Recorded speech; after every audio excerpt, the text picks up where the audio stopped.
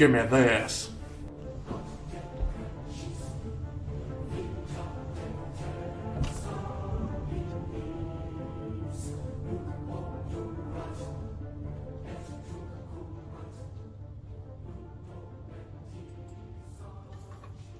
Hey man, what's up?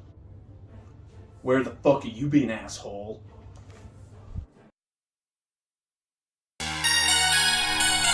Oh shit. Did you guys miss me? Cause I missed y'all. You know how this goes, let's go.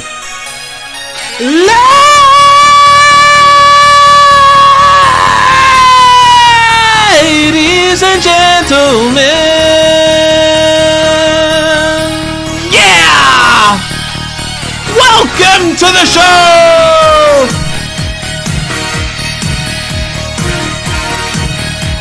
I am your host, Andrew Illy! And this y'all know what this is, man. This is the ball of motherfucking truth, man. Episode 16! Thank you very much for joining me wherever you are around the world. And man, I've got to apologise, guys. I've been on a hiatus for a couple of weeks. Life just caught up to me, man. Just one of those things where I just needed a break, needed to refresh my memory and my brain and just chill out for a bit. And I want to give you guys all of me when I do this. I don't want to do it half-assed, rushed bullshit. You got to get all of me, and that's exactly what you're going to get today. And man, literally, I'm not bullshitting you guys. I just recorded episode 16. I'm not kidding. Went for about 30 minutes. Went to upload it and watch it after I recorded it. And man, I was on mute the whole fucking time. Absolute moronic behaviour by me. I was gutted, man, because I used a lot of energy up for that, so I hope I can back it up now. Man, before we get into the show, I feel like I've already done this, it's fucked. But I'm going to get into the social media side of things. Let's go. Instagram. Follow me on there, guys. balloftruth.pod. Twitter. balloftruth_pod. And you all know I love my Twitter. And man, of course, we've got to say thank you to our sponsor, sunnysidesliced.com.au, for the best New York pizza in town. Best pizza in town, man. What are we saying here? If you guys haven't been, go check it out. You are missing out. It is amazing. My boy Ali down there is just absolutely killing it, man. Go check him out, sunnysideslice.com.au. And man, a lot has happened since you last saw me. The EPL final day was fucking crazy. I'm going to let you guys know how that unfolded right now. Let's go to the results of that day, game week 38, and we'll see what the final ladder looked like as well. Arsenal choked on the 4th position. Tottenham got that one with a win on the last day, 5-0 against Norwich. We had Liverpool win 3-1 against Wolves, and Man City obviously won 3-2 to clinch the Premier League. They are your champions for 21-22 EPL season, but I'll let you guys know how it happened. It was fucking absolutely mental. Before we do, Leeds United stayed up with a huge win. They avoided relegation, so Burnley, Watford and Norwich went down. Huge win for Leeds over Brentford on the last day. Everton stayed up as well. Top 4, Man City, Liverpool, Chelsea, Tottenham, and then the 2 idiotic teams, Arsenal and Manchester United, 5th and 6th for the Europa. Man, crazy stuff. Manchester City, with about 15 minutes to go in the season on the line, were down 2-0. Now, at the same time, because all the games are at the same time on the last week, Liverpool, they were down 1-0 early on and they equalised through Mane. So it was 1-1. So at the time, Man City was still winning the Premier League, even though they were down 2-0, and Liverpool were 1-1, Man City was still on top at the live ladder because of goal difference. But all Liverpool needed was one goal, man, and this whole thing could have just switched. Because if news got down to where Manchester City was, that Liverpool were in front and they were losing the Premier League while they were down 2-0, man, anything could have happened. A lot of pressure kicks in. And there was so much pressure on Manchester City already. Down 2-0 at home against Aston Villa. This was crazy, man. 75th minute. Pep Guardiola made some changes, put Gundogan on and a few other ones. And man, Salah actually scored for Liverpool. Made it 2-1. Liverpool in front against Wolves. Thinking they were in front of the Premier League. Have a look at them. Salah goes bang! Liverpool 2-1! Amazing scenes at Anfield! But man, little did they know, in 5 minutes, Manchester City had scored 3 goals. This was fucking ridiculous. Impossible. I could not believe my eyes as to what was going on, man. This was crazier. On the same degree, Look, the Aguero one in 2011 and 2012 was just on its own mental. But man, I've never seen anything like this. Man City have done it again. They did it to us in 2011, 2012, as I said, and they did it to Liverpool here. It was fucking crazy, man. 3 goals in 5 minutes. Bang, bang, bang. And Liverpool were they thought they were up and about because Salah scored 2-1. They were going off. They're like, we're going to win the league. We're going to win the league. But when news got quickly over that Man City had scored 3 goals in like 5 minutes in no time, man, it wasn't good.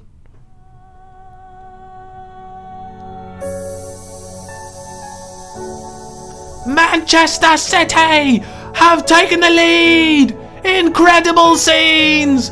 Unbelievable at the Etihad Stadium.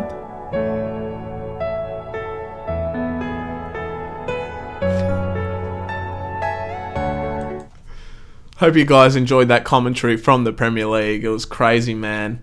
Speaking of commentary, the Trouth has something to say. I'm not even going to go there. I'll add my bit to it at the end, but Trouth, you take it away, my man.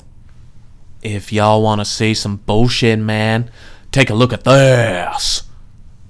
I love my sport commentators, man. They are amazing and they do a great job. But look at this. Veteran commentator Martin Tyler, who everyone loves and is famous for his commentary, especially in FIFA, man. He apologizes live on Sky Sports for saying Ukraine goalkeeper would soldier on after an injury in the World Cup playoff final against Wales last night. Why the fuck should he apologize for doing his job? This wasn't taken out of context at all. Everyone knew what Martin meant. This is absolute bullshit. Political agenda, political correctness, garbage, man. Get the fuck out of here, you sissy-ass, pussy motherfuckers. I'm sick of this, man. I'm fucking sick of it. The fuck out of here with this bullshit, man. Why bring politics into the game that we love? It's got nothing to do with it. Fucking can't say nothing no more, man, without someone getting offended. Fucking pussies, man. I can't deal with this anymore. You're kind of forcing the Trouth's hand. And y'all know what I mean by that next week. I'm sick of this. And a lot of people are too. So you just wait. And just remember this. I'm the Trouth. And you're the lie. There you have it, man. It was absolutely ridiculous. You use those terms in commentary all the time. It's got to soldier on. Just play on. It's just a term that you use. It's got nothing to do with what's going on in the world. Just shut up. Fuck me, man. Seriously. I can't deal with that political correctness crap. Like, why even mention it? Why is it even a thing? They're just putting that narrative out there for no reason at all. It's got to stop, man. Just crazy stuff. Like, I can't even believe I'm saying this. Like, we're even talking about it. It's that ridiculous. Like, Martin Tyler shouldn't have to apologise for that. Absolute rubbish, man. Just get on with it.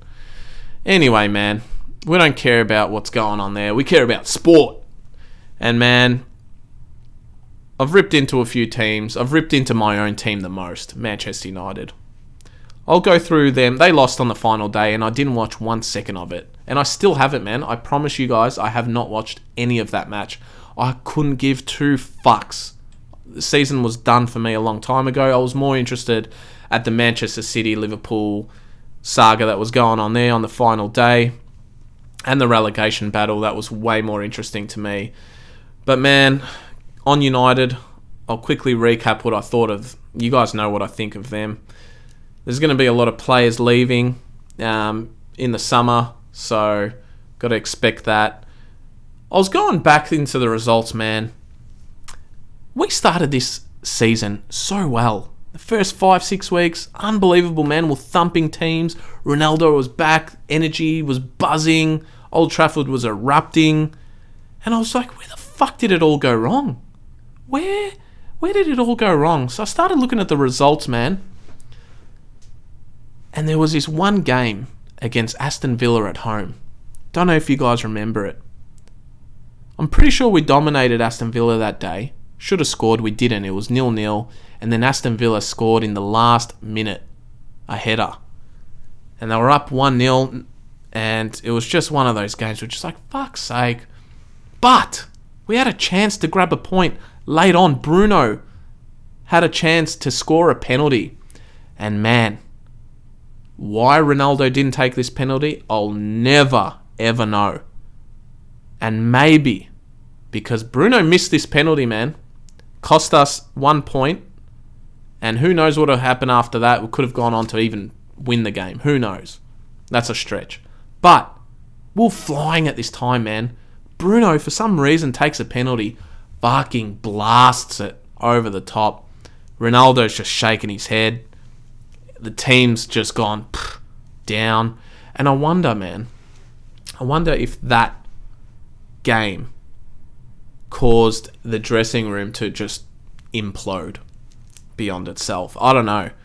Because since that result, man, after that devastating, ridiculous thing that happened at the end of the game, we started losing. We got pumped to Liverpool 5-0, lost to Man City at home 2-0. These are both home games. Then we lost to Wolves away 4-1. And it was just downhill from there, man. Ollie had no hope of surviving this job.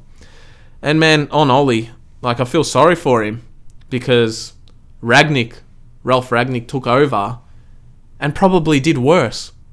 It didn't get any better. We had the Greenwood stuff going on. I think we covered that in the first episode of The Ball of Truth, man. The Greenwood situation didn't help anything. Ollie was done. Rangnick came into a mess. The mess of a dressing room, mess of a board and coaches, and all the way up, man, all the way up to the top, the owners, the Glazers, they need to go. Man, the whole club just needs a whole revamp. Just clean them out. And I'm hoping that Erik ten Hag can do that because there's a lot of players that he needs to clear out. We all know Pogba's leaving. Cavani's leaving. Lingard's been a Manchester United player since a little boy. So that's sad to see in a way. He didn't really get a chance to show what he's got at Old Trafford. He was better at West Ham. He fucking killed it on loan over there. Probably should have just let him go. I felt bad for him. He didn't play hardly any minutes, man. Mata's gone. Matic is gone. Phil Jones gone. I'm assuming Diogo Dalot should be gone. I don't think he's worthy of Manchester United caliber. Wan-Bissaka, they're looking to sell him. He can't get going since his first season. Lindelof is just no good. I want him gone. Maguire, I'll put a question mark on him. The only reason they'll probably keep him is because we paid so much bloody money for him, and it's just an ego thing, but I would sell him too. Man, clear him out. That's 10, 11 players gone. So the squad automatically drops down. So we've got room to sign a lot of players. Will we sign those players not making the Champions League? I don't know. But I hope Erik ten Hag has some pull, and I hope some new coaches and staff get in there and we clean up this whole squad, man. Get better facilities in there. I heard they were run down. Get rid of these owners. Just we need a whole change, man. A big change up. We've got some pre-season friendlies coming up in July. Only a month away. So I really hope Ronaldo stays. I want to go see him in Melbourne when he comes down. That would be amazing. It's always been a dream of mine to watch him. But yeah, man, it's just crazy stuff with United. But I'm very excited to see what we've got next year. I want to see a whole different team out there. And I think Erik ten Hag realises who's good and who's not. So let's hope he signs some players and we'll see how we go. And man, just while we're on football, we had the Champions League final as well. Real Madrid versus Liverpool. Liverpool lost. Real Madrid 1-0 winners. They claimed the Champions League. And man, crazy stuff. Liverpool thought they were going to win the quad. Then it got down to the treble. And then they ended up only winning the 2. But they had a great season in the Premier League. And they just fell short. They won the League Cup. But they were going nuts, man. They thought they were going to win the quad. But that obviously didn't happen.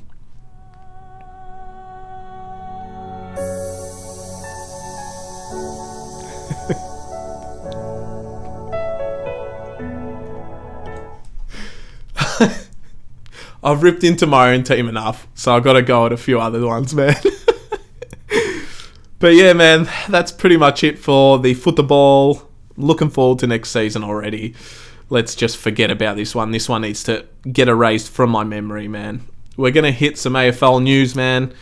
We had Carlton Collingwood a week or two ago, and the Pies beat the Blues.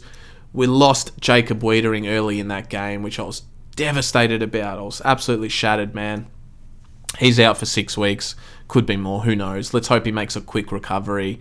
We had to dig into the mid-season draft and sign Durden and Will Hayes as well because we're so depleted, man. The injury list is growing massively. I'll go through this with you guys quickly before I recap that game. The injuries at Carlton at the moment are scary, man. We've got Ed Curnow, who's still out for 2 to 4 weeks. Zach Williams still got 10 weeks with that calf. Jack Martin's a test with his calf. Marchbank, a week. McGovern's out for 8 weeks. We lost Pitternet. He's still 5 to 7 weeks away. Oscar McDonald out for the season. These are all defenders as well. Harry Mackay, best forward in the league. Coleman medalist. He's out for another 3 weeks. Matthew Kennedy, who's been an awesome midfielder for us. He's out for a week. We've got the Wiedering 6 weeks as well. One of the best defenders in the league and our best defender. So, man, it's going to be struggling times. A few other plays here and there, but it's crazy stuff at the moment, man. With the Carlton-Collingwood game, I wasn't too upset, man. I was upset that we had the chance to, reach into that top 4 and extend the little gap, but we didn't play well all game, to be honest. And Collingwood thoroughly deserved it. But what I was proud of is we fought to the very, very end, man. We didn't give up. We were down by 4 goals in the last quarter and almost snatched it. Silvani had a late chance, just missed. And then the Sam Walsh situation where the umpires missed the free kick, got smacked in the head. Look, I'm not going to blame that on the game. Pies deserved to win, but could have been given, man, and Walshy would have been having a shot after the siren. So I was a bit shattered at that, but overall, man, I will give Walshy the 3 votes, actually. I thought he was amazing. Charlie Curnow, 2 votes, and Sardi, 1 vote for that game. The big one is this Friday, round 13. Carlton versus Essendon. Essendon. I've ripped into them a lot. There's a lot of pressure on me for this round, man. We've got the Bombers versus the Blues. Dun dun dun. I'm not gonna go there. But let's have a look, man, because I've ripped into them a lot, so it's a massive game. I've gonna cop a lot of shit if we lose. We've got Richmond versus Port Adelaide on Thursday night, so I'm tipping Richmond for that one. Essendon Carlton, obviously Friday night, I'm going to tip us, the Blues. Fremantle Hawthorn should be good as well, but I'm going to go Freo. They're in amazing form, right near the top of the table, sitting in second. Brisbane Lions versus St Kilda will be amazing. I think St Kilda will get an upset there. I've got this funny feeling. North Melbourne versus GWS Giants, don't really care. Giants will probably win that one. Collingwood versus Melbourne's another big one. I think I'm going to tip the Pies for an upset, man. I believe the Pies are in good form, and Melbourne, they've lost 2 in a row now. So things are kind of going a bit weird there. Petrarca's been in the news today blaming the fans. That's why they lost. I don't know. It's all kind of coming to a bit of a conundrum there at Melbourne. So let's see what happens, man. But I'm really looking forward to the Carlton Essendon game on Friday. That will be huge. But, man, in other news, apart from AFL, I think I've covered everything that I wanted to there. That's what I wanted to say. NBA. Finals. My boys, the Dubs, the Golden State Warriors against the Boston Celtics, man. Game 1 last Friday was crazy. We were in front most of the game. Got out to a 14 to 15 point lead. Man, Steph had the chance to even extend that with a big 3, missed that one, and they went on the other end, and they just went on this little run just to close out that third quarter. Last quarter happened. Crazy stuff. Boston did not fucking miss. Al Horford, Derek White, Marcus Smart, 3 after 3 after 3. They hit 9 threes, went on a ridiculous run, and thumped us in the end. And me and my boy Ons, who I'll try and review some games with, 3 and 4 coming up, we were just talking, and man, it's a defensive series. He said it to me. He's like, man, we need Gary Payton too. And of course, he came back for game 2. Because we're scared that we're going to get swept. The way that game went at the end, we're just like, oh my God, can't deal with this. But game 2 came around at home again, and we're locked in from the get-go. Defensively, Draymond got him going. Gary Payton too had a massive game on his return from that elbow. He's been out for weeks and weeks and weeks. Great stuff to see. Steph was just amazing, man. Unbelievable. Just smacking threes everywhere. Our shooting percentages weren't great, but man, the defense was where it counted. Looney stepping up. Clay's gone cold. Klay Thompson's gone a little bit cold, so don't expect him to stay cold, man. He just needs to get going one time. So we're looking forward to that. But man, this series could go anyway. Could go 7 games. Who knows? Game 3 and 4 are in Boston. Don't know what's going to happen there. But man, loving Steph at the moment. I really want him to get Finals MVP. He's absolutely killing it. And don't listen to these other people who are saying that he needs to cement his legacy by winning the championship and a Finals MVP. Sure, that'll help his legacy, but man, he's already made his legacy. He's the greatest shooter of all time. All these people who say if he doesn't, then he's not a top 10 player of all time or not one of the GOATs. Shut up! Absolutely ridiculous shit. He's got nothing to prove, man. I just hope he does it to shut him up anyway. But man, see, game 3 and 4 will be huge. Can't wait. It's very nervous times, man. But like I said, me and my boy Ons will try and get a review done. Game 3 or 4 if we can get together. Nevertheless, I will be here over the weekend for some sport. We've got huge stuff coming up. We've got the footy, Carlton Essendon, like I said, Friday night. I will be going to that game with my boy Matty, who's an Essendon supporter, so that's going to be fun. But the rain and the weather is going to be cooked, so who knows? It could be a very, very close game, man. Anything can happen in the wet, and it's been miserable down here in Melbourne, so there you go. Just going to be one of those days, I reckon.